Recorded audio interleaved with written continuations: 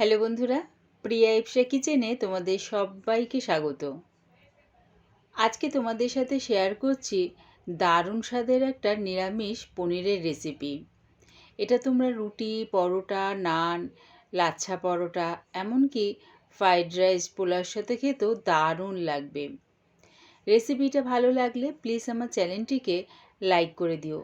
তবে দেখে নাও আমি এটা কেমনভাবে তৈরি করি। গ্যাসটাকে হাই ফ্লেমে রেখে একটা কড়া বসিয়ে দিয়েছি। তার মধ্যে দিয়ে দিলাম 4 থেকে 5 চামচের মতন রিফাইন তেল। তেলটা ভালো মতন গরম হয়ে গেলে পনিরগুলো দিয়ে দিলাম। আমি এখানে 300 গ্রাম পনির নিয়েছি, আর পনিরগুলো দেখো এরকম চৌকো করে কেটে নিয়েছি। কালারের জন্য দিলাম হাফ চামচ কাশ্মীরি লঙ্কার গুঁড়ো আর স্বাদ অনুযায়ী নুন। কাশ্মীরি লঙ্কার গুঁড়ো আর নুনটা দিয়ে পনিরগুলো বেশ একটু লাল লাল করে ভেজে নেব। তাই দেখো উল্টে পাল্টে বেশ লাল লাল করে ভেজে নিচ্ছি।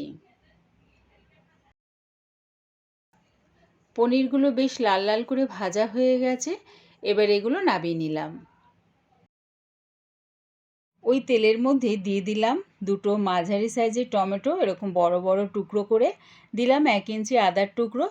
ঝালের জন্য দিলাম 4টে কাঁচা লঙ্কা, ঝালটা নিজেদের স্বাদ অনুযায়ী ব্যবহার করো।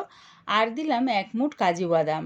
এগুলো একটু ভাজা ভাজা করে নেব। যখন দেখবে টমেটোটা এরকম নরম হয়ে গেছে, তখন দিয়ে দিলাম এর মধ্যে 2 মুঠ পালং শাক। পালং শাকের কিন্তু ডাঁটিগুলো কেটে বাদ দিয়ে দিয়েছি। আর দিলাম 1 মুঠ ধনেপাতা। এগুলো একটু নাড়িয়ে চাড়িয়ে একটু নরম হয়ে যাবে যখন, তখন এগুলো নাবিয়ে ঠান্ডা করে একটা মিহি পেস্ট বানিয়ে নেব। একটা বাটির মধ্যে 100 গ্রামের মতন টক দই নিয়ে নিয়েছি। তার মধ্যে দিলাম হাফ চামচ হলুদ গুঁড়ো, হাফ চামচ জিরের গুঁড়ো, 1 চামচ ধনের গুঁড়ো, কালারের জন্য দিলাম 1 চামচ কাশ্মীরি লঙ্কার গুঁড়ো, আর দিলাম হাফ চামচ গরম মশলা গুঁড়ো। সব কিছু ভালো করে মিশিয়ে নিলাম। তোমাদের যদি মনে হয় পনিরের এই রেসিপিটা আরেকটু স্পাইসি খাবে, মানে খুব ঝাল খাবে, তাহলে এখানে ঝাল লঙ্কার গুঁড়ো ব্যবহার করতে পারো। ভালো করে মিশিয়ে নিয়ে এটা সাইডে রেখে দিলাম। যে কড়ার মধ্যে আমি সব কিছু ভেজেছিলাম তার মধ্যে আরও 2 চামচ সাদা তেল আর 1 চামচ ঘি দিয়ে দিলাম। ফোড়নের জন্য দিলাম 2টো শুকনো লঙ্কা, 4টে ছোটো এলাচ, হাফ চামচ গোটা জিরে, 1 টুকরো দারচিনি। যখন দেখবে ফোড়নের থেকে সুন্দর একটা গন্ধ বেরোচ্ছে, তখন দিয়ে দিলাম ওই পেস্টটা।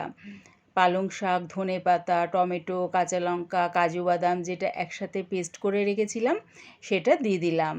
সেটা দিয়ে ভালো করে কষিয়ে নিলাম।